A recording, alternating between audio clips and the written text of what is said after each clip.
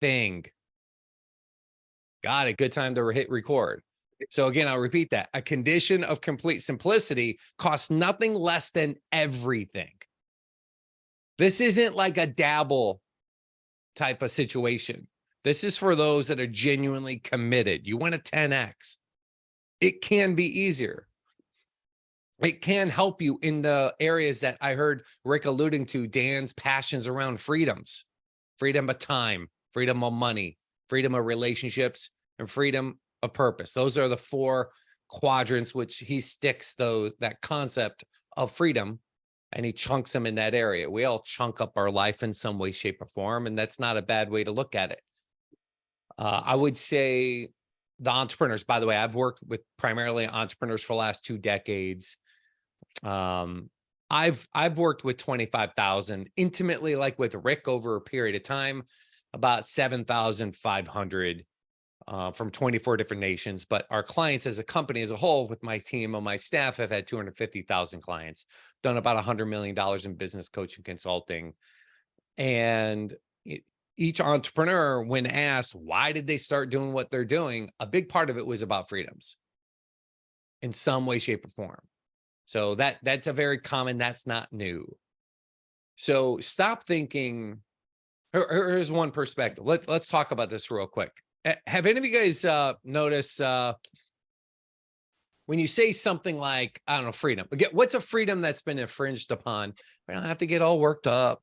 We don't have to get all childish about it, and you don't have to get all political or emotional. We'll just call it like it is. Give a freedom you feel that's been infringed on in your life in some way, shape, form around time, money, relationships, or purpose lately. Someone just throw a dog a bone so we have context. Anybody. Just state your name. Hi, my name is, and share freedom.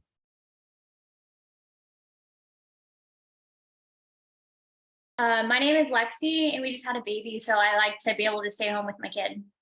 Great. And so what's been impacted? Time, money, relationship, purpose? I know all of it when you got babies, but pick one just for a point of context.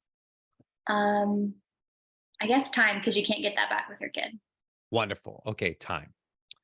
So do you want more time? Yes. Great. So check this out. I'm going to elegantly talk about wanting for a second. So before I had a kid, I had a business. I'm from a Berber, Chicago, and everyone was getting wealthy was in Silicon Valley. So I got in my truck, hooked up the Wave Runner on one side, motorcycle on the other, everything had fit in the back of the truck, and I just drove until I hit the coast. Here I come, California. Plop myself up in Silicon Valley. Got to get a nice office, got to look pretty, got to have a nice desk, and I do all these things. And I'm feeling myself because we're doing like $2.2 million of revenue. .coms go bust.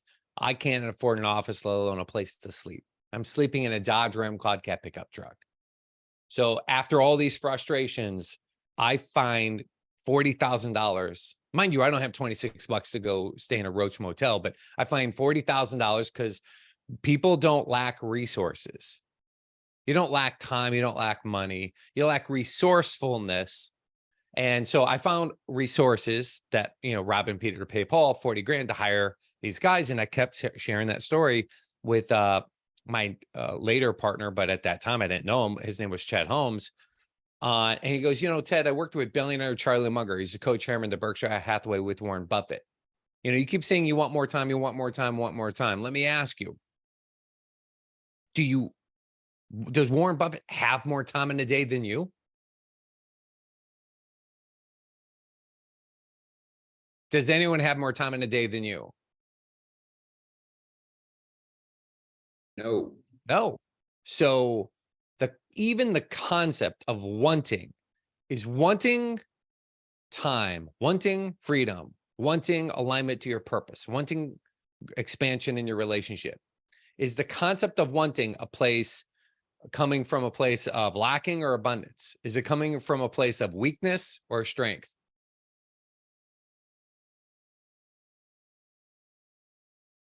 I want more money. I want more time. Is wanting itself strength or weakness? Hmm. Is it coming from a place of lacking, or is it coming from a place of abundance? Probably lacking, because if you want it, then obviously you think you don't have enough of it.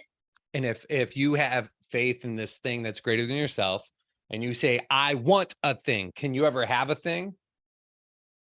I call it God, but you call it whatever you want. If you're Yeah. sitting and you're giving it this concept and say, I want it, I want it, I want it, then if that thing that is greater than you says, okay, well then great, let me help you create your holographic universe, then can you ever have it if you're saying, I want it? It's always going to have to stay out of arm's reach. You're never going to have enough time. You're never going to have enough time. You're never going to have enough time because you're wanting, wanting, wanting. Hey, at least I gave you what you asked for. You want it, so keep wanting. You can't have it because you didn't say I would have it. So when you're stating that it's coming from a place of lacking, now you get 10x. To 10x is about to do less. To do less what? Stinking thinking. Like wanting itself is a place of weakness. Is that helpful, gang? Yes. So now we're going into chapter 1, right? So let's just say the goal is to lose 10 pounds. More often than not, humanity says, I want to lose 10 pounds. How many pounds do they actually end up losing across the board? You could stay unmuted, by the way, gang. I meant it, stay unmuted. If you guys are going to have these, I would insist that you guys play full out. You don't multitask and mute out so you can bang out emails and this and that. Otherwise, why would you waste your time being here and halfway being somewhere else? Be present to the moment, just unmute. So if someone wants to lose 10 pounds across the board, most people, how many pounds do they lose? No BS. 5. 6. 2. We got a couple Cheevers out there. 2. 2. None. Like 9. Right? None. Great. I said 0. 0. So Simone, you're so different than me. Like I would absolutely lose 6 or 7, but then I would go gain 10. That's how I became Fatty McFadden. Yeah. Like I lost 6. Look how significant I am. Rewards, because I was brought up in middle America, which is rewards came in rich white sugars. And then I wondered why I was looking like my dad, who, I'm older than he's ever going to be, unfortunately, died an obese man. So I'm like, okay, no more, never again. We got to make changes. So that's the conundrum. So if you want a 10x and why you're going to fail on that, you'll still, because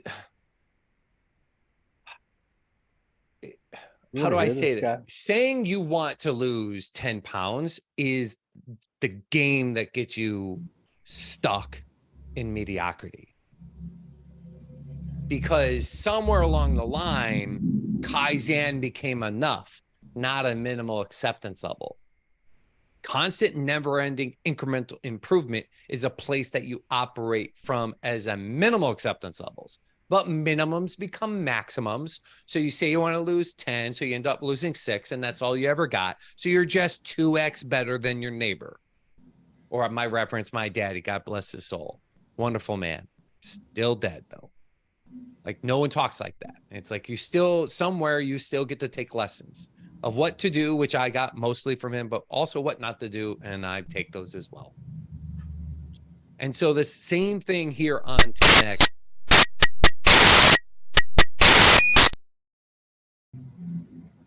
Ducked. Wasn't me, but thank you for whoever is Johnny in the spot and hit the mute button. So if you want to improve towards 2x, you could spread yourself thin and focus on a lot of areas. I'm going to look at my diet. I'm going to look at, my mindset. I'm going to go look at my workout routine. I'm going to do whatever. Whereas 10x, it forces you to focus on less. We're talking about classic 80-20 rule. I think that was pretty much the theme. You guys got chapter 1, 80-20, right? It had to be dead, dumb, deaf, blind not to see that one. That was put right in our face. So the classic 80-20 rule, focus on the 20% that gets you 80%. But why haven't you leveraged the 80-20 rule? Because it requires 80% newness. To 10x, you got 80% new, not 2x, which says, I'm going to do mostly all the same stuff. I'm going to change up 20% Kaizen. I'm going to improve about 20% of my life, and I get 2x. Or another way of saying this is letting go of 80% of your current life so you can stay focused on the 20% that's getting you what you want out of your life already. So Rick, you shared this with me. He's in a session where we meet every single Friday. It's called Business Mastery Transformation. He's gone through it multiple times. He's constantly committed to looking himself at the mirror, having a group of entrepreneurs hold him accountable, having a coach up in his space, in his face, in his place, and reflect. And he read this book and he came to me. He goes, "Hey, I looked at my top 20%. And to your surprise, you said the majority of all your revenue, wasn't it? It was like north of 50% of all your revenue came from just your top 20%. On track or off track?" That's exactly right. It was over 55%, actually. Over 55%. So that's huge. So through the 10X philosophy, you could have the same practice, your same income, by eliminating your bottom 80% of those clients, but you would only have to replace 80% of all your clients. You could literally fire and replace them with only 20 to get the same output with 60% less appointments. So remember the time you want? 60% less appointments. What else do you get less of? I don't know. Are your, which one takes more of your time? Your best clients or your worst clients? Worst class. Worse. We'll call them 80%. Okay. We will call them Okay. Thank you for that. The 80% takes up even more time. So if you want to reclaim time and you see 10X as a way, by even doing less, you'll have even more freedoms. So you guys got the math on that. 50%, 55% of his revenue comes from 20%. If he fired his bottom 80% and to replace that same income, he only needs another 20%. And technically you wouldn't be at the same revenue because at 55, you technically at 10% higher by doing 60% less. And that's even assuming it's only 60% less because like you said, the 80% takes up more time. So it might even be more than 60% freedom allocated. You guys seeing the power of 10X here, gang? Yes. So let's use another old analogy. Working on it, not in it. Michael Gerber's book here, E-Myth. Any of you guys read this thing, a couple decades ago and it changed your life? Yeah. Just me? Okay, a couple of you are working on it, not in it. Recently. Yeah, it's been a while for me. I remember he loves his hat. He's got the funky hat he always likes to wear. Every time I see him, he's got that funny hat. I got, it's not a fedora, it's something else. It's like a Cuban thing that only white people wear when they go to Cuba. You guys even know what I'm talking about? Yes. Yeah, exactly. That's the only way I know how to describe it. I see it in Florida occasionally. I wonder if he lives in Florida. So, anyhow, great guy. 2X is working in the business. I got to go do a thing. And maybe the thing needs to get a little better.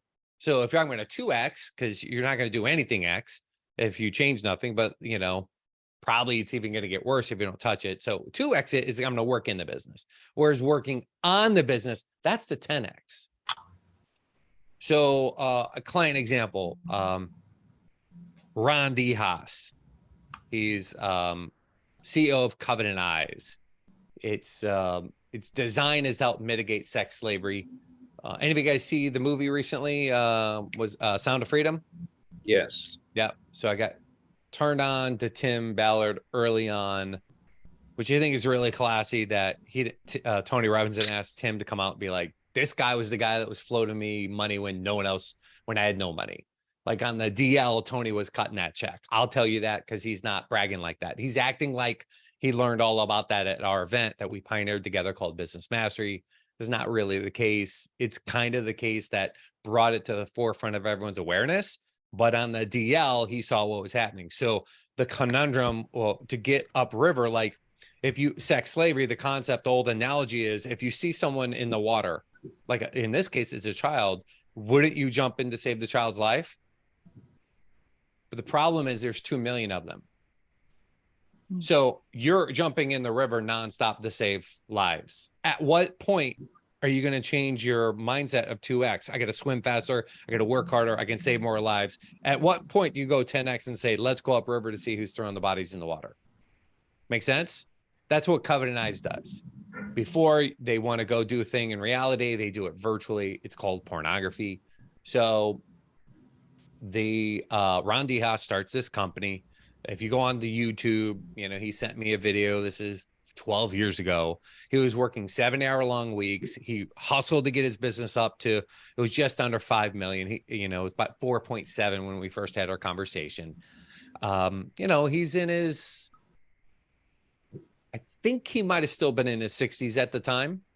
So he's in his 60s, working 7-hour-long weeks, grinding out a $5 million company as an effort to save the world. And he becomes a client. Later, I'll talk about ways to get up even further. But I won't, you know, share that unless you guys want me to, and only if you ask me to. If so, I'll share you what Rick and Ron had chosen to do. Discussion on the book. So every week we meet I'm gonna to go through it. A local guy, two local guys set it up. Marilyn, but so this if you guy's can mute somewhere Marilyn. else. So want to join? I'll get you in next time. Just got to right click it and on Marilyn's name and hit mute. So we got working with Ron and the classic work on it, not in it. Here's what changed. I got him to work on the business, not in it, on majority of his impact areas in your company. Anytime you break down your company into things that are really moving your needle, you don't have that many areas. Smaller companies might break it up into 2 or 3 areas. Some breaking it up. I think he broke his up. He really loved distinctions. He wrote a quantum physics paper. So everything had to be independent and unique. So he had the most number of impact areas I've seen any entrepreneur of a small company come up with. He came up with 13 things. I was like, okay, buddy, 13. So I said, you're going to stop and work on nothing but those 13s. Suddenly I had him booked up all day Monday, all day Tuesday with nothing but working on it sessions. And he's freaking out. If I filled your day with nothing but meetings for 2 days of your week, are you guys going to freak out? Probably. This is why 2x is what you may be in instead of 10x. Sometimes you need an intervention from an outside source for you to, you know, get past this fear of meeting itis, because itis is inflammation. Itis is a disease. So, you know, people see that and say, oh, I don't want to do that. But here's what ended up happening. Outcome, he gets down to only working 30 hours a week instead of 70. He's only ever working on it. So now he feels way fulfilled. And why does human beings feel fulfilled? Often when they start 10xing, because happiness is not coming from being better. Happiness does not come from more money, more time, more freedoms. I want to repeat this. More is the greatest lie ever told. You don't need more anything. More is inflammation. It doesn't make you very fulfilled, right? Progress is what equals happiness. When you're having a better, you know, you've got improvements on your marriage, you're improving emotionally and physically. Does that make sense, gang? Just more of it. You 2x a thing, you could be itis, you could be diseased, or you can find fulfillment through improvements. That's what Ron got. He got really pumped up. Now I asked him what he really, really wants at the beginning of our relationship, because everyone says they want a 2x company. But then you get down to it, like, what do you really want? He's like, well, I want to sell my business. I'll sell it at 10 million when it's at $10 million of revenue. We did not get a $10 million offer. We got $15 million. So that's 50% more money I ever wanted. He's negotiating this deal. So he speaking to me the entire way. We go to bed. I assume in the morning he's going to accept it. I get a text. He's like, I'm reneging. I was like, okay, you got to call me and tell me why. He goes, well, I'm just doing that for like that idea of like, my vision was I needed to exit out of this company. But the conundrum is the reasons why I wanted to exit out of the company are all gone. I don't work 70-hour-long work weeks. I'm not overwhelmingly stressed. I would rather just go change the world. And then if I ever want to sell it, I want to sell it to people that are in it for the right reasons, not a financial gain. This is an emotional thing. This is like a purpose-driven thing. And I want it to someone who's doing it for a purpose, not the financial gain. I can't see a CFO screw this up. And he went on, gave a million reasons why he didn't want to do that. And we did. So we doubled down.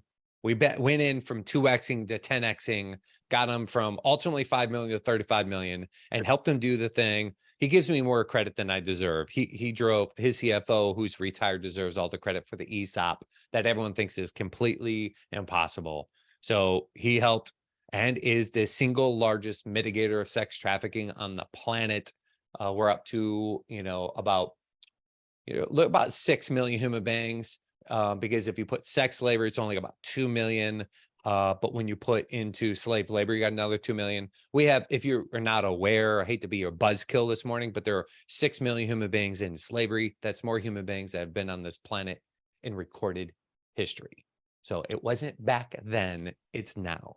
So that is purpose. That man's fulfilled. He's got a legacy they can feel proud about. He's got employees that emotionally own and live this. And they're asking themselves 10x type questions. So if you've noticed, we're about 30 minutes in. Notice this has been content. This is content you should have already read. But what we're doing is we're stirring the pot.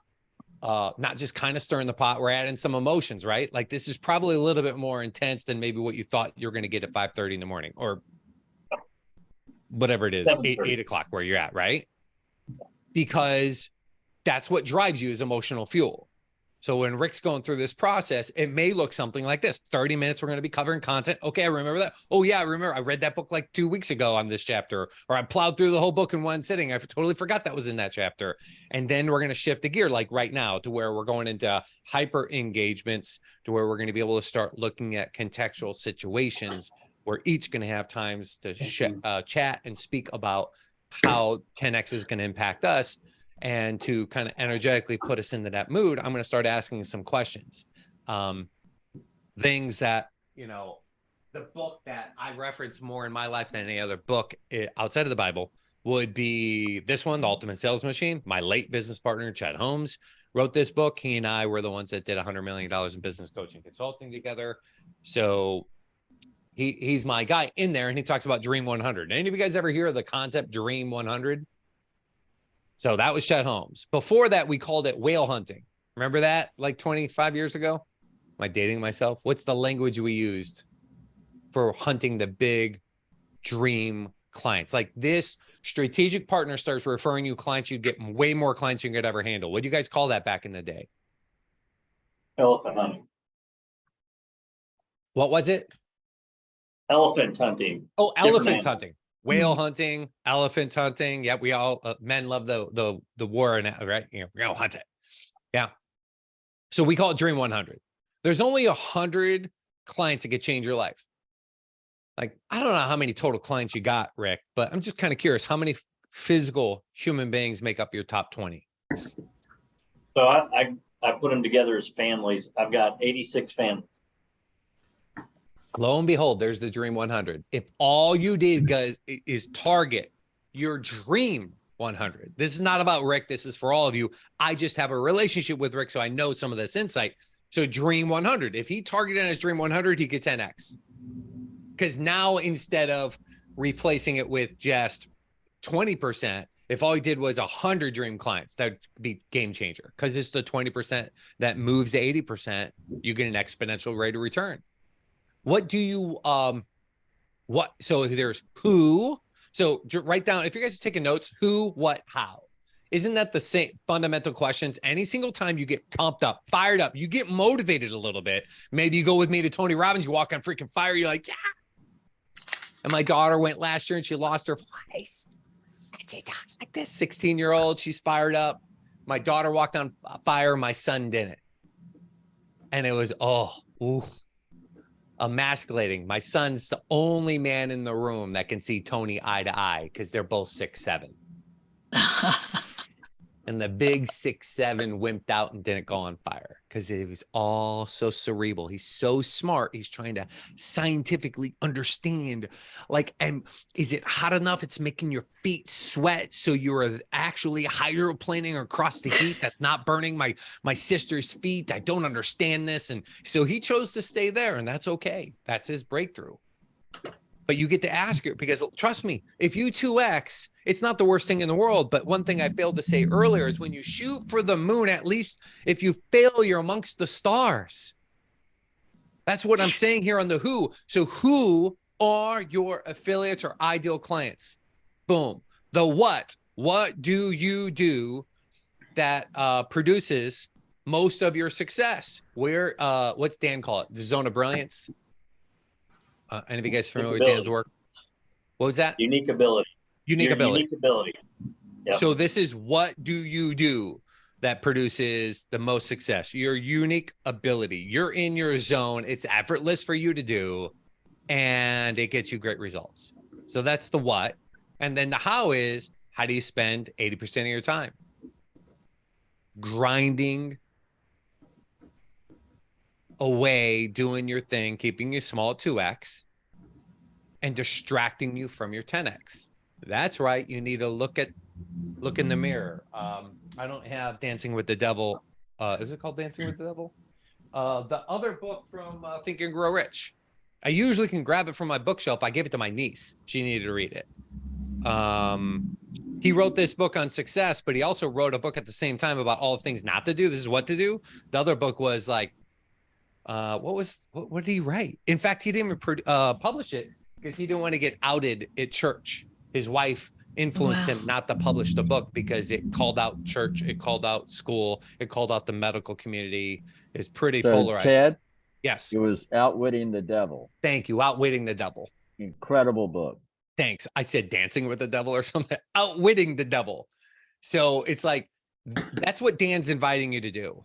You've got to go express enough virtue called courage and look at how has the devil whittled its way into your life. Like, and again, I'm just referencing the book's analogy, and they just call that the devil. It's like, you don't know how you've been manipulated in these little nefarious ways that have got you stuck at your small 2X. And that's the how.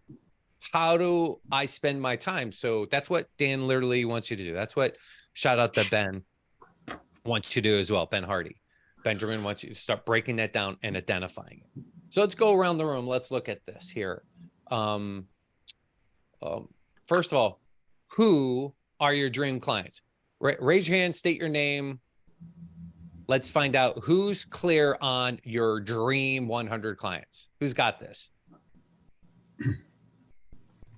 Who's read this chapter and you've taken some time to think about, okay, who do I need to target on? If I'm going to avoid targeting on like bottom 80%, who is my target? Who's given effort other than Rick? Because, you know, I know him, I've done this. So someone's got to raise your hand. Otherwise, I'm just going to call on you shamelessly. He should have warned you about this. Okay, Bob. All right. Thanks, Bob. All right. Well, I work in the event business. We do a 50+ expo annually. And the dream client are those that get it, that want to serve the 50+ generation and become sponsors and then ongoing work with them through the year. Okay, great. So that sounds like a reflection of some of your good clients, correct? Correct. Okay. So can I have permission to help you move from 2X to 10X? I would love it. Yes. Okay, fantastic. So people that go, and that's called your avatar. If they're not sponsoring your 50-year-olds and they're not interested in that, probably just don't fit your avatar.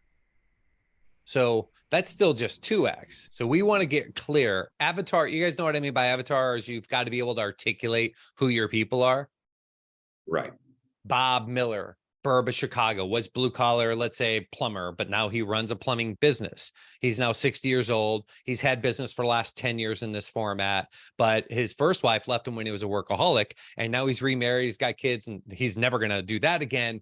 But, you know, his second wife sounded a lot like his first wife saying, hey, honey, like, when are we going to have this time to go travel now their kids are out of college? Like, this is me ranting about my avatar. This is how much distinctions I have on it.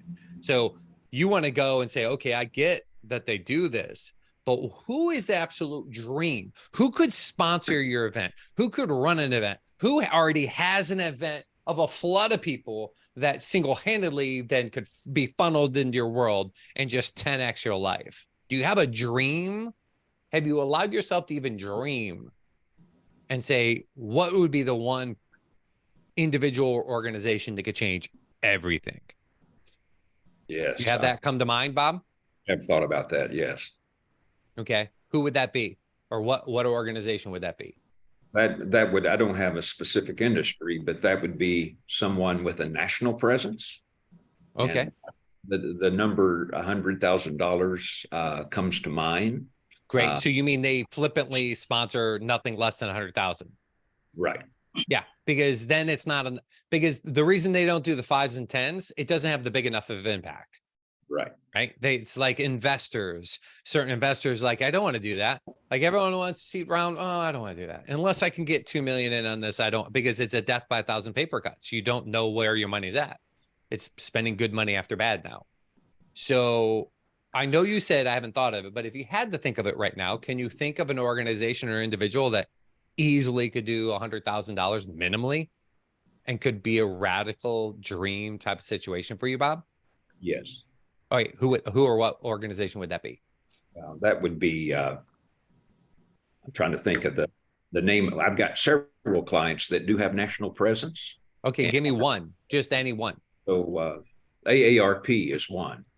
Fantastic. AARP, by the way, that came to my mind. I didn't want to say it because we're doing a nice little exercise. That took less than 2 minutes. 2 minutes of asking tough questions to get you from 2 to 10x. Now, the question is, how many times have you been in the space, in the face, in the place of the centers of influence at AARP? You sent birthday cards, you gave them love letters, you sent them a DM, you following them on social. I don't know, whatever it is you do. Like, you get my point? It's, if you only have 100 of them, there's only 100 people that have to court. Right. So homework assignment for yourself could be is to write out, Chet came up with this arbitrary number called 100. And I resisted it. I'm like, no, because some are like dream 10,000, some are dream 2s. But he was right by making it a number because it forces people to shoot for a place. It's a place to start. Could I make one injection here real quick? Of course. Just kind of, I've always heard it's easier to raise $100,000 than 10,000. Well, could you think of it? How many more conversations do you need to have? Are they going to be more decisive or less decisive? Right. Okay. You're right. So my daughter and I were talking about our events, and she says, well, you could bring Mr. Beast and then have the intergenerational thing going on. Yeah. I said, that's he a great loves idea. to give his money away as fast as he can. He's throwing money out the window, Yes. literally on his videos. #1 YouTuber. So before long, I do a little research, and within a day, I'm talking with his executive assistant about. So you mean you've already flirted with 10X and you Yes. get legitimately, how many emails and phone calls? How much of your time did you really do outside of watching him on the internet? How much effort did that really take? Maximum was an hour. An hour. An hour. Not that hard. I had Elon Musk in one of those things. I mention him often because he's kind of got this position in the marketplace. I'm not even sure what I think of the guy yet, but I'll just tell you, I had that same situation. Next, I'm getting feedback from him on how he runs his meetings with his direct reports. And I got that direct feedback vicariously through one of my clients' second of command, chief operating officer. When she spoke to him, she gave me that data. Asked him a question, got it, 10X. So that's the who. All right. So now that you guys heard Bob share that, don't you think you would have a moral obligation to ask Bob about that the next time you speak to him on chapter 2?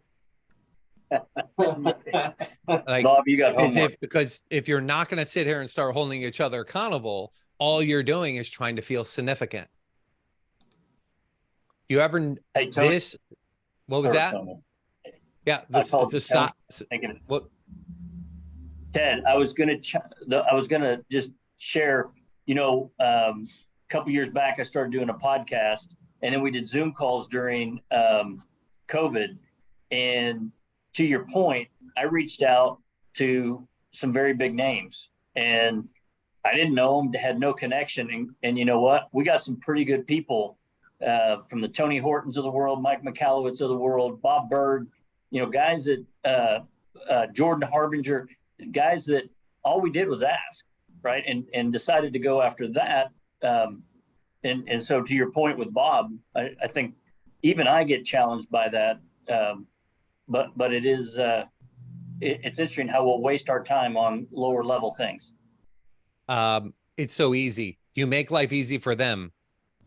I was sick and tired of spending money on every seminar to fix my broken stuff.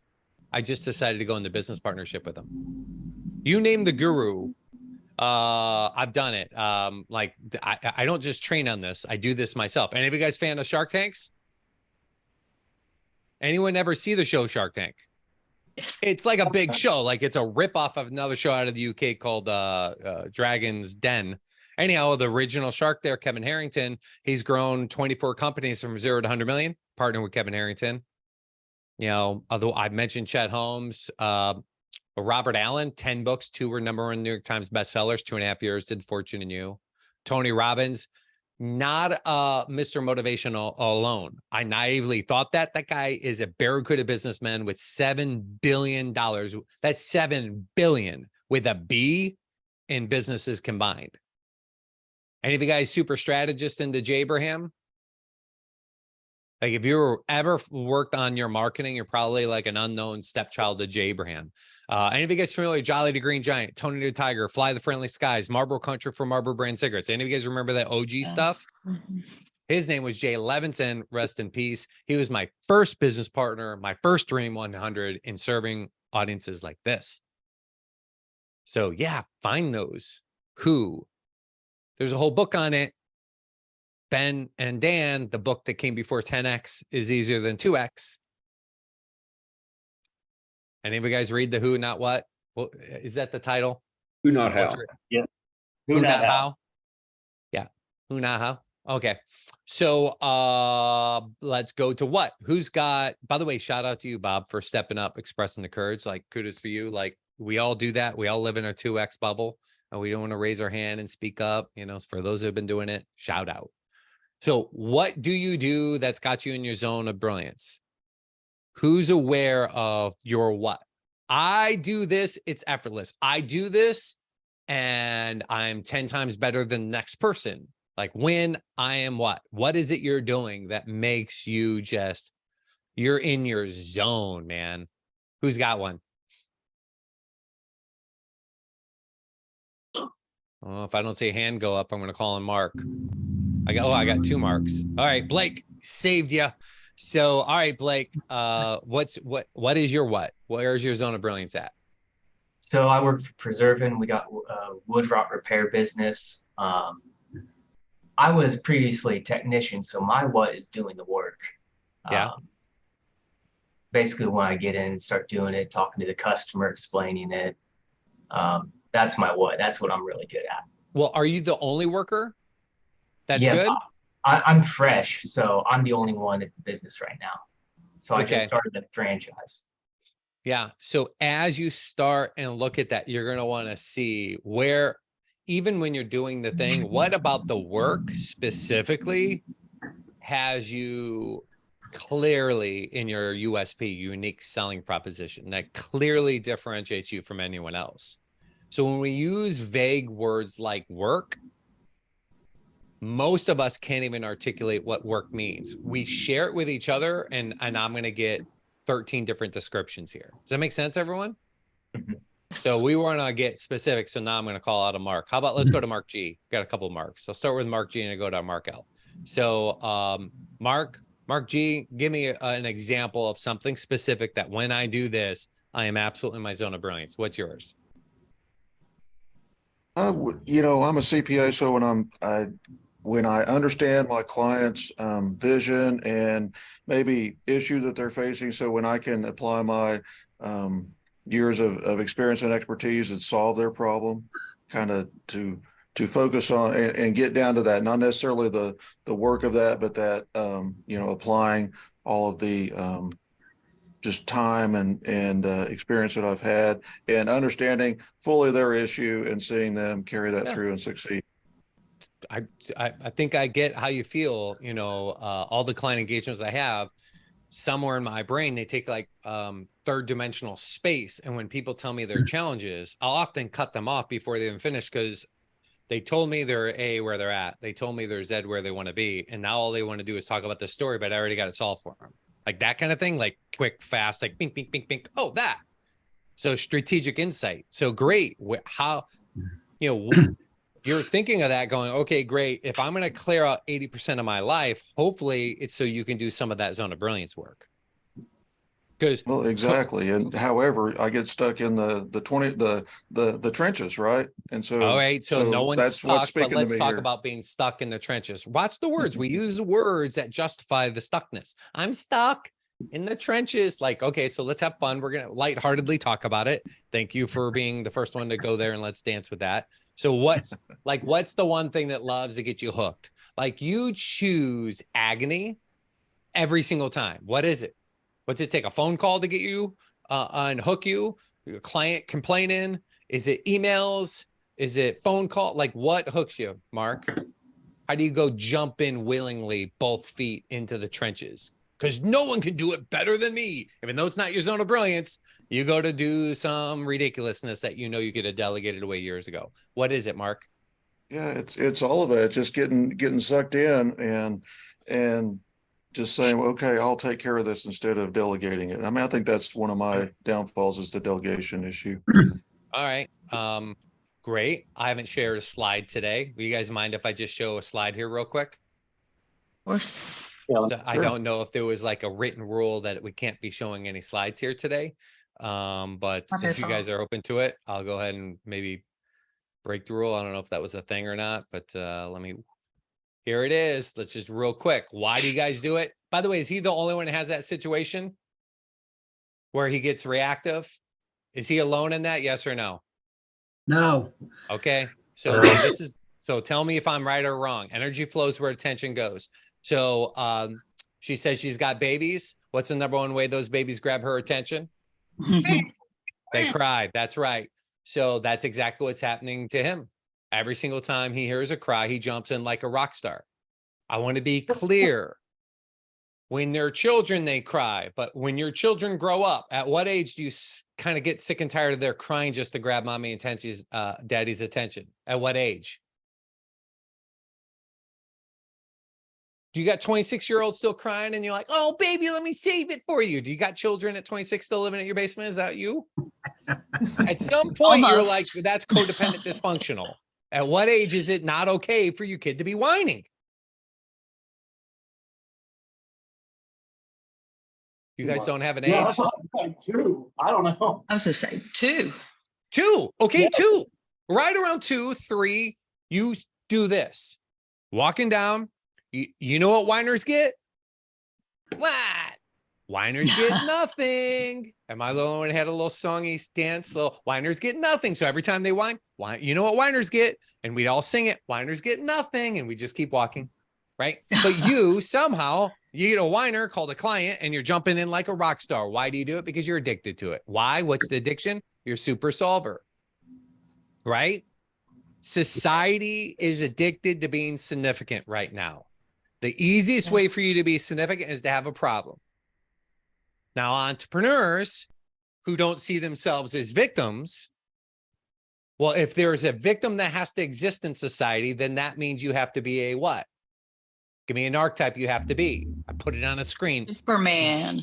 Yes, you get to be the hero. Superman, Superwoman, insert whatever you call the hero. And that's the role you get to play as an archetype. So now you're addicted. So you intend to go 10x. You have a session to focus on 10x. Halfway, not even halfway, you just start at the 10x and someone goes, yeah, but Mark, remember last time we did that? And this happened and that happened and oh yeah, and we need you to get back to work, Blake. Got to go back in there and do the thing that you do because and you go back into 2x. Because why? If you're in a meeting or intention, you're getting your group together and you're committed to going into 10x land, someone gives you sound, reasonable excuses why 10x shouldn't work.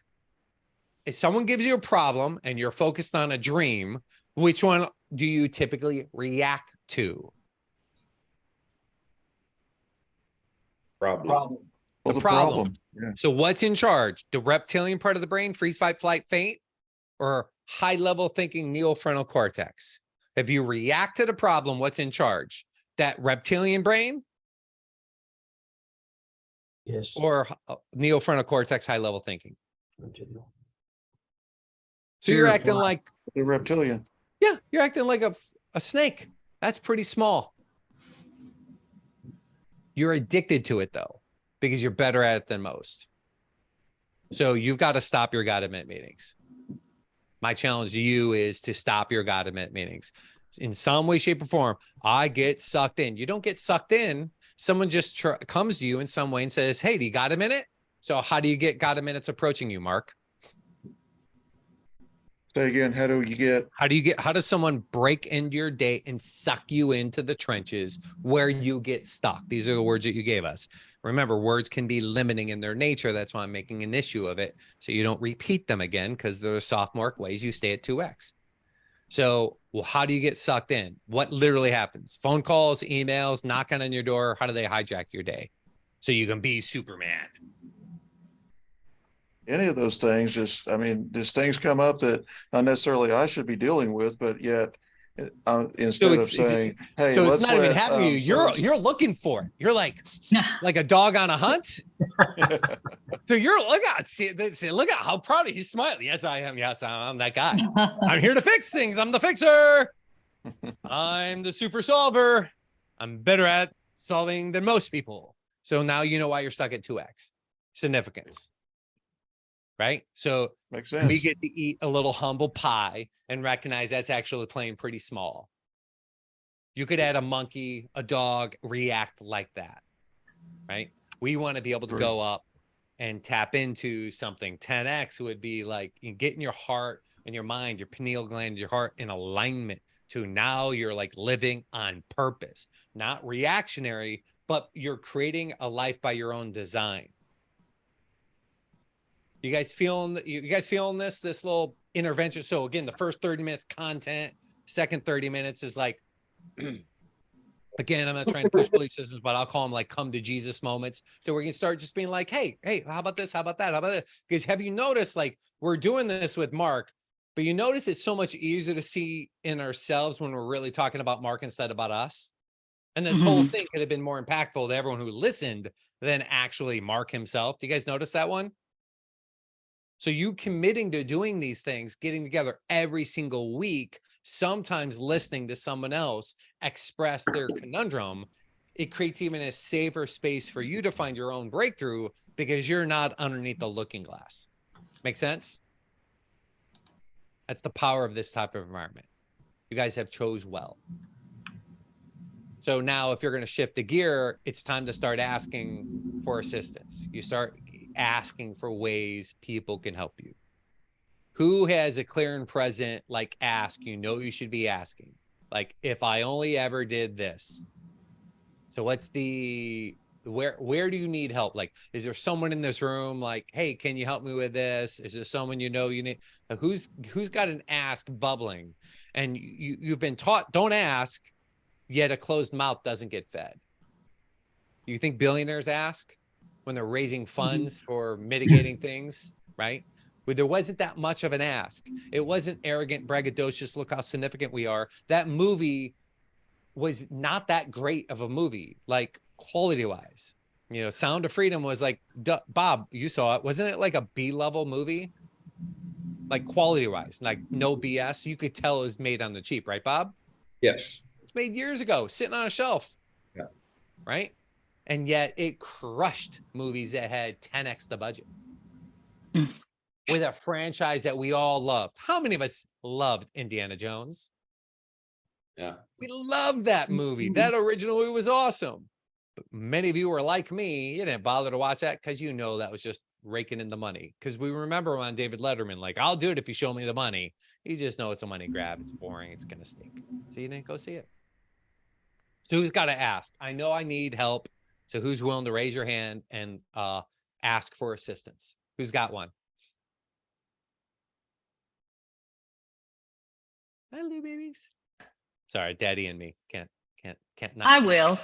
Okay, great. Fantastic. Simone's got the greatest courage in the group to ask. Fantastic. Well, and I always feel stupid asking, so I'm glad you said that. Well, being stupid is just not in asking. You know that. And so Yes. just from now on, when you think you're being stupid, that was only stupid people that gave you bad advice like that. So Yeah. start reframing those, the words choices, those meetings, they dictate the quality of your life. So choose them wisely. Think of who gave that to you. You're living that life for that person, and then look at their experience and say, do they have what you want? And if they don't, you may need to reframe. This could be a part of your 80% you need to flush down the toilet. You guys got like 80% of stuff you get to flush down the toilet. Like that baby's dirty diaper, 80% just got to go away. We love the baby, but the diaper is not our top thing. You know what I mean? Let's just put that down the toilet. Anyhow, Simone, what's the request? We, several years ago with Rick, did the 80/20, and it kind of transformed the way I run my law firm. And now I'm at the point, I personally don't even work on cases anymore. I do what Mark does. I just strategize when something needs strategizing. Otherwise, I'm working on the business. So I've really implemented a lot of these teachings. My issue now is simply getting to identifying the next 80% that needs to go, and that unique ability that is shifting. And I've gotten far enough in the book that it's like I'm almost 56 years old, and so I built this firm so that the people who work for me will be working where I am. So I'm kind of in this, and I'm going to say the word stuck. I'm in this. Where do I go next? Where do I take my firm next? Because we've built it. So I want more of those 100, like you're talking to Bob about, more of those whales. Hard to do in my not hard to do. Lots of advertisement in the personal injury world. Lots of high volume in the personal injury world. I have personally tried to stay out of that. Let's not rat race into that, because that's what we do in our mind to justify our inadequacies. So let's just jump right into a solution if you're open to it. You're open to hearing it? Absolutely. Tell me what you hear. What would you have to believe in order for you to, because you're not stuck. Like she said the word stuck, and how many of you guys kind of like flipped her the bird underneath the table a little bit, because she's totally working on it, not in it. She doesn't have to show up for a case. In fact, she called out Mark's name. I'm just like Mark. Mark, did you just kind of a little bit like, no, actually, I'm pretty reactive in my business. No, I actually act like a CPA on a regular basis. And if you guys have a little bit of that, like, I need to go for you. Just maybe a little envy, like I don't have that. I don't have this business totally going and growing without me like she does. And if you guys have that, I had it. I was like, oh no, I so good for her. She's a great student. So kudos for you. First is, what is it you'd have to believe in order to be where you're at now? Like, so you write down what you get to take some time. I don't know where you like to go.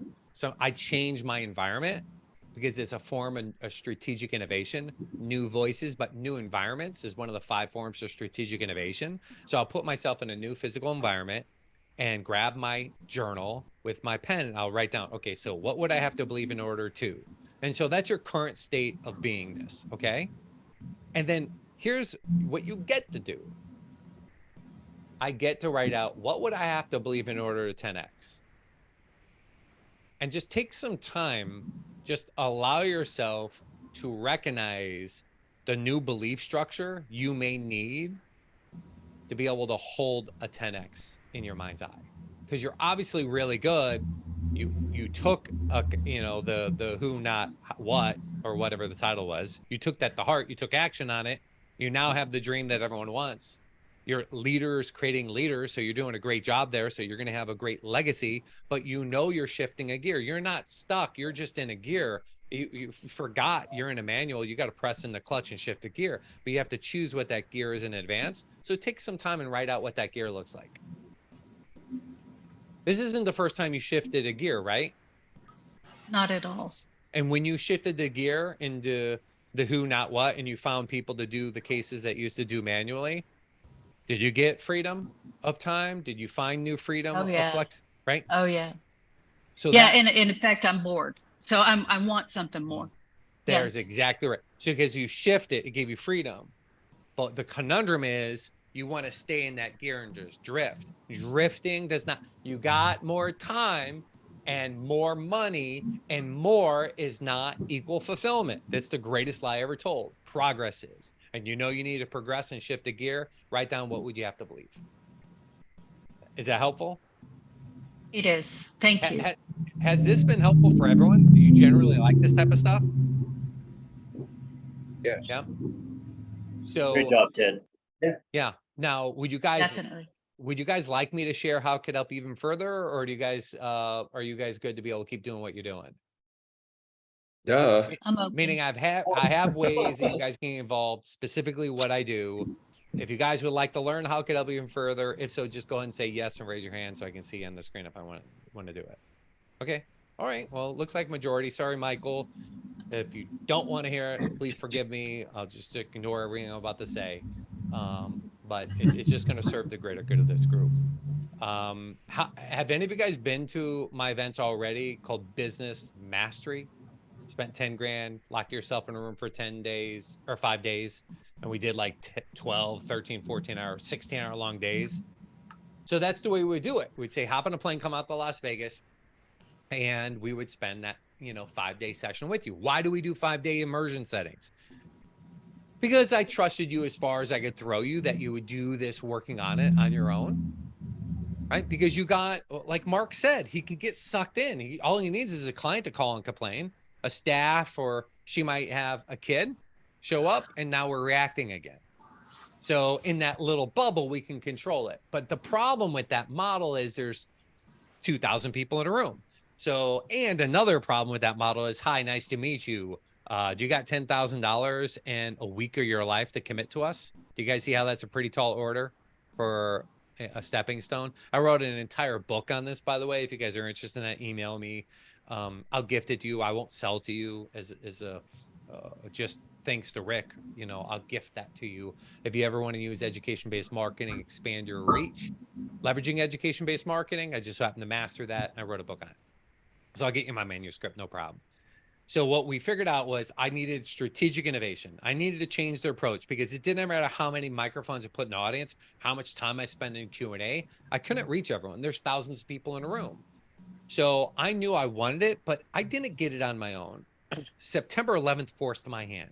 You see, I did in September 11th what everyone waited until Zoom to COVID to figure out, which is, how do you take visual aids off Jumbotron screens and put them on a Zoom app? And because I was 18 years ahead of everyone, I found out how to add way more value. And that's by keeping it relevant.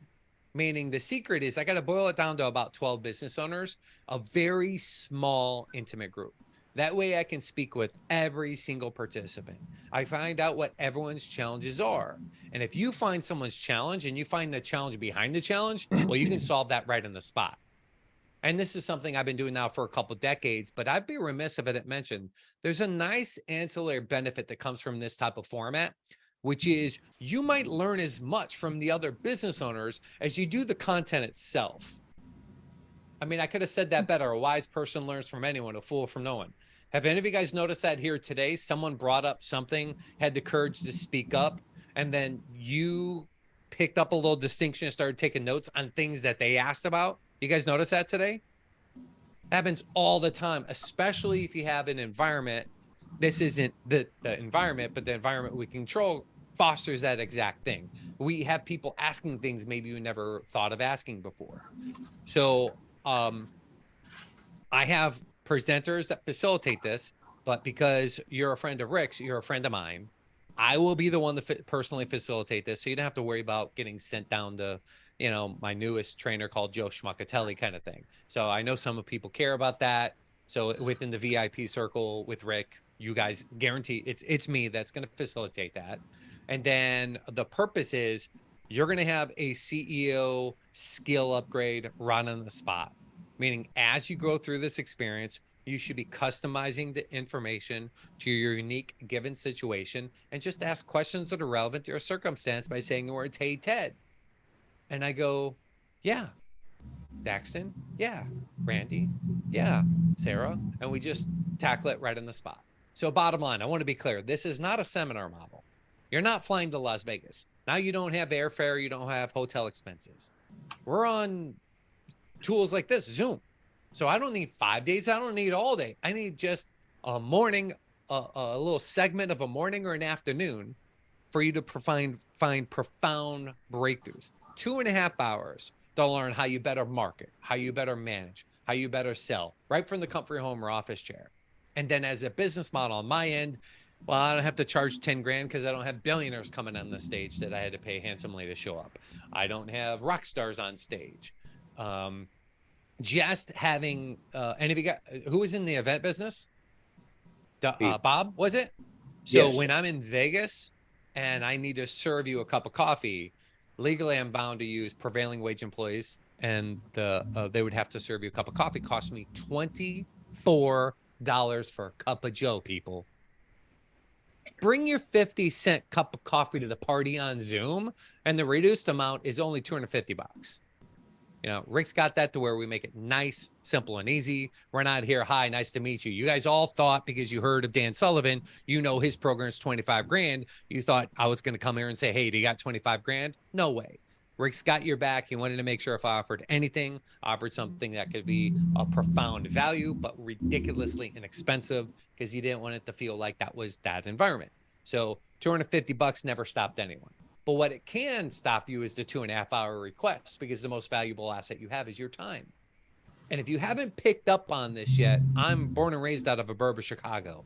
Can you guys sense the Chicago Teddy is what in my men's group we get together each month. They call me Chicago Teddy. It's this energy thing I got.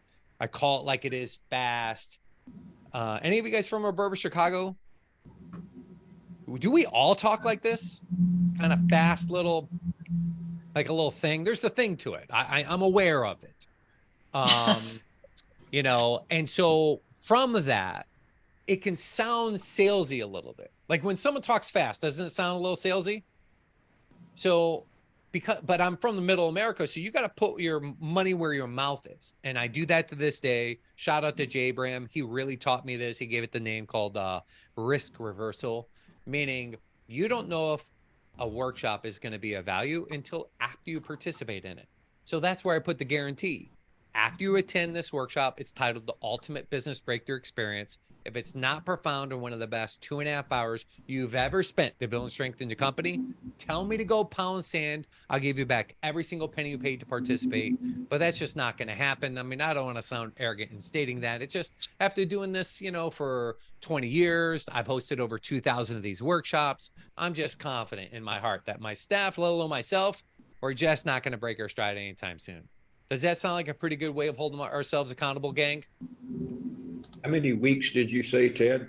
It's a one-time 2.5 hour workshop for $250. Never more than 20 entrepreneurs. It's going to be more like 12 for a high degree of engagement. Okay, one session. Okay. One session, 2.5 hours. Gotcha. And what I ask is, if you're going to invest 2.5 hours to build and strengthen your skills so you can 10x your business, would you at least invest 25 minutes in preparation for it, gang? Sure. Meaning, we've all read this book to be prepared here today. If I mailed you a book, would you at least read a chapter of it? Of course. Yeah, that's all I ask, because what I found is your subconscious mind works on solving the problem when you're not even working on it. I used to prove it by having a star on a little notepad. We do this in seminars, and we had a mirror. And have you ever had to like look at a mirror and draw, and up is down and left is actually right? And it's really difficult. And so the star had a very thin outline, right? So you'd have to do this, and we'd all document our time. You do it in teams, and then the other person would do it. And then one person would do it right afterwards and get a little better time. The other one said, okay, we're going to address this tomorrow. Put it down, and we'll talk to you about it tomorrow. They go to bed, they wake up. Everyone in the seminar, I go, hey, remember the star thing? Pull it out, let's do it. The group that did it immediately thereafter, 2x'd. It's like 10% better.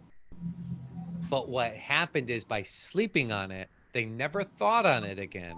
Their subconscious conscious. I'm not saying like unconscious, like knocked out. Their brain just went to work on it. And they increased by, on average, 33%. We did the math of the room. This is the shock and awe. And everyone's like, wow, that's amazing. So that's what I'm inviting you to do. Is like, if I mail you a book, would you read it? So what I'm going to invite you to do is to let me know your preferred style of learning. Like, how many of you guys love Audibles? If so, just say I and raise your hand. Okay, a few Audible people. Who here loves the physical books? Like, you want to dog ear it, like, and write notes on it. And any of you guys Kindle fans, you just want it on your computer? So then great. Whichever method you want, communicate it to me. I will then send it to you. I'm not going to tell you what I'm going to send you because each of you might receive something different. That's right. I'm not going to jam my book down your throat. If my book's not relevant, I'm not sending it to you. Like, chances are, if you've not read this, I doubt I'm going to get away with not jamming this down your throat. I just don't know how that's going to happen. It's not my book. My late partner wrote this. He's been dead 10 years, but I tip my hat to my business partner, the late, great Chet Holmes, more than I do probably any one book on a regular basis. Have any of you guys ever read The Ultimate Sales Machine? Nobody read it? Ted, I've read it. I've handed it out. It's great. Is it so it's awesome, or anyone else read it other than Rick? I've read it. Is it awesome or does it suck? Oh, it's awesome. Okay, great. All right. So I need to send this to everybody, meeting group chat, and hit enter on the chat feature, which we haven't been using much today. If you go down there and click on that, it should take you right to a registration page where it says the ultimate business breakthrough experience. Can someone just click on that? Let me know if that's actually functioning. It is. Okay, great. So when you get there, I mean, it's just a simple registration page. It makes it clear. This is 100% guarantee. If it's not awesome, you know, tell me to go pound sand. And once you fill this page out, you just go to the next page. I use Calendly. You pick a date and time that's going to be convenient for you. And I'll see you on the workshop.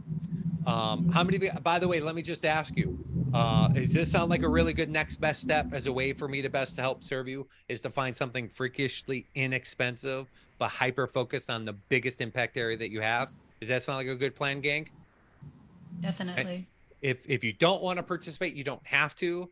In an environment like this, typically I would get over 100%. And what that means is this is so inexpensive.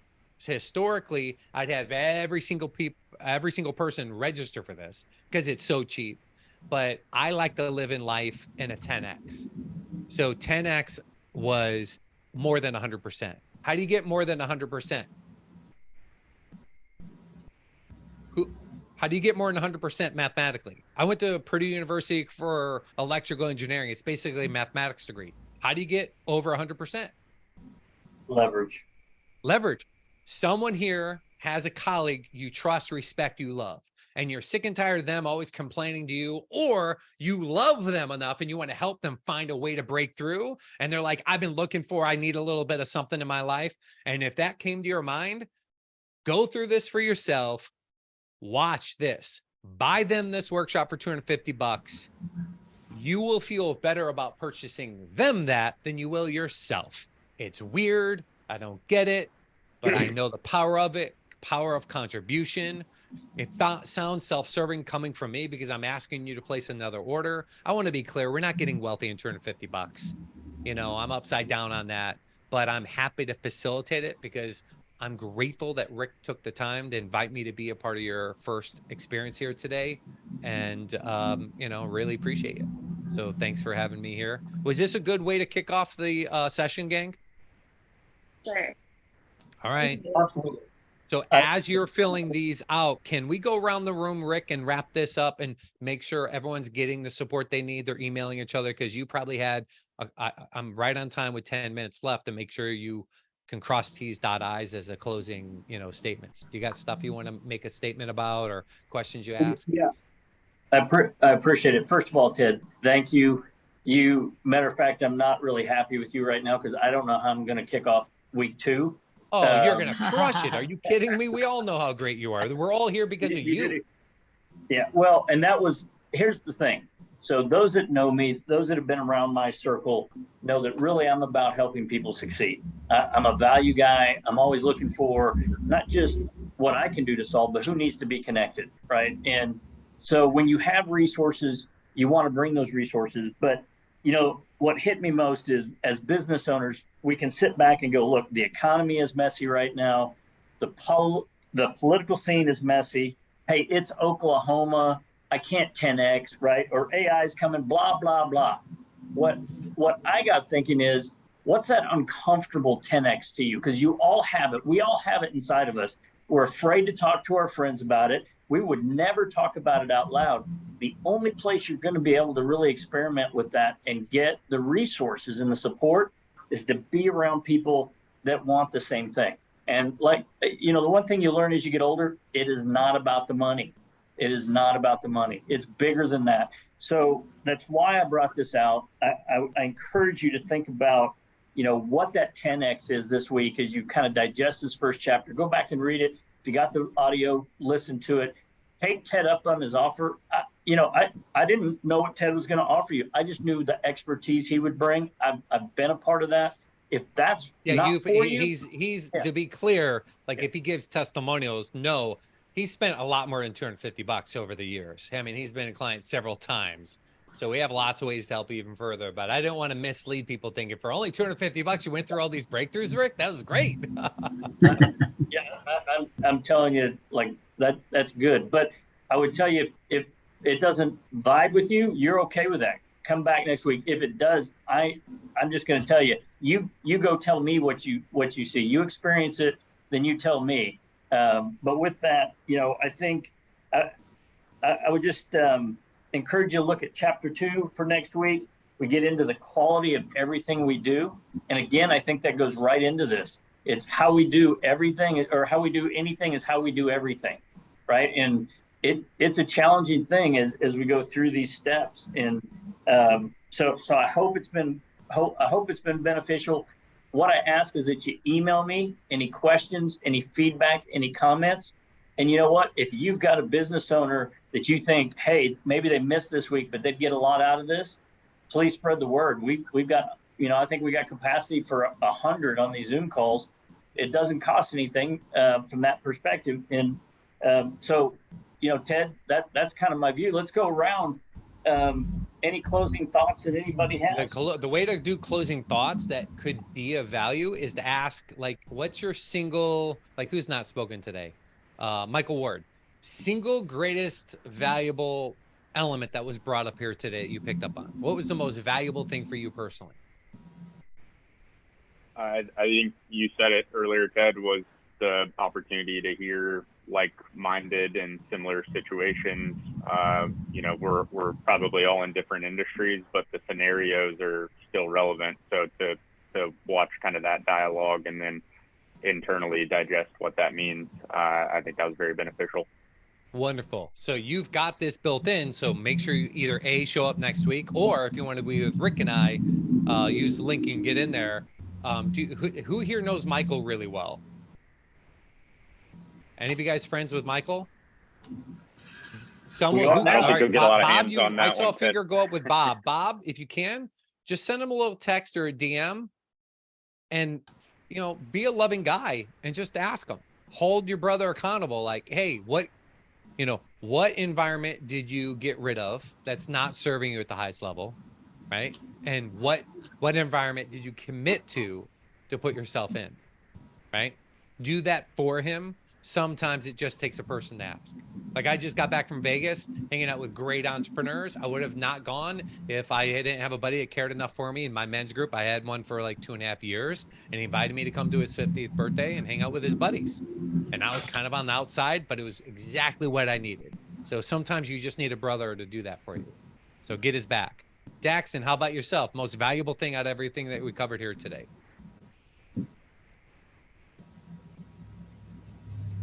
All right. I think, kind of early on, and it's been stuck in my head the whole time, but understanding that the wanting concept versus having, I'm probably going to spend quite a bit of time today kind of reevaluating those things that I previously wanted, and figuring out how to convert those and keep them from staying at arm's reach. You know, that was pretty impactful. Cool if I just give it to you right now, so you don't have to waste Absolutely. any time trying to combat Perfect. it. So, like, this is the thing you're engaged with. I want, like, whatever. Right? Oh, and you do the little thing. You know, I don't know what energy you have. Oh, or what. Like, everyone's got their story of an emotion, but this is the arbitrary thing. I'm calling it time, money, whatever you're wanting. So here's the interesting thing. You know, you're gripping onto it. You're gripping onto this wanting. Now that takes effort. We're just unaware. We're efforting, holding on to something that's holding us small. But how much effort does it take to drop something? To just let it go. How much effort? Very little. None. There is no effort. It's the absence of effort. So really, that's for you. Just don't effort it. Don't go fix it. Don't go work on it. You could just let that go. And the next time you're getting triggered into being dramatic and trying to engage with some wantingness, just let it go. You don't need to dance with it. Make sense? Absolutely. Just let it Appreciate go. Hal Dworskin, tip my hat to him. He's got a whole program on it, something. Sedona method. Letting go. I'm in the DVD, so I'm showing my age here. I got VHS behind me and DVDs. Who else has got one you guys want to share? Single most valuable thing. We got like 2 more minutes before we go back into the rest of our life and our business. Who wants to share the most valuable thing you picked up here today? So we're sharing. I would say, and I caught this from Mark G. The reminder, and I've taught this, mentored this with young staff over the years. I preach, he who asks the most questions wins. But I need to do a better job of that myself. That was my takeaway today. Right. Time to put in a little Socratic. Now, who knows Mark L? And any of you guys? All right, Mark G, do you mind doing a little accountability, buddy? And just, you know, in a few days, hey man, how's that Socratic method going for you, buddy? You know, little love and nudge, a little friendly reminder. Because he might have been like, oh, I totally forgot. You know, I had a 9 o'clock. As soon as I got off that call, I went into 9 o'clock and, you know, drama again. So, well, I want to take a moment and just thank you. This is the zone that I love. I love doing this. Doesn't matter what time, where I'm at in my life. I live for this. This brings me alive. If you guys can notice, I'm passionate about this. It's something I really enjoy. My big 10X that's uncomfortable is honestly, I've had the blessings of partnering with some of the greatest minds in the world. That's made it easy on me to let them be a face of a brand, to get out there to be known as a guru. Because in middle America, when you say you're the guru, aren't you the ones that get all the stones and sticks thrown at you? Don't they want to take you down? The thing they love to do after they build you up is what? Tear you down. So it's been very convenient that they throw stones at Tony Robbins because I'm sitting here with my kids, my wife, my life. But now I'm sticking my neck out there. I'm doing exactly that. I'm enjoying this. I don't see it as sticking my neck because it's not vulnerable, but it does take a conditioned new pattern. So I just wanted to vulnerably share me doing this as a part of that. So thank you for allowing me to 10X today instead of 2X. I hope to see some of you on the workshop, if not all of you. And any other last minute closing statements, because I see it's top of the hour. It's time to rock. Thank I'll you. just close. Yeah, thank you again, everybody. Thank you for your time this morning. Thanks for the early. We look forward to next week. Read chapter 2. Hey, connect. You know, those of you that know, share your thoughts. Let me know what you think. Have a 10X week, and we'll see you next Wednesday. Thank you, guys. Take care. All right. Bye-bye now. Thanks, Ted. You bet. See you soon. Bye-bye.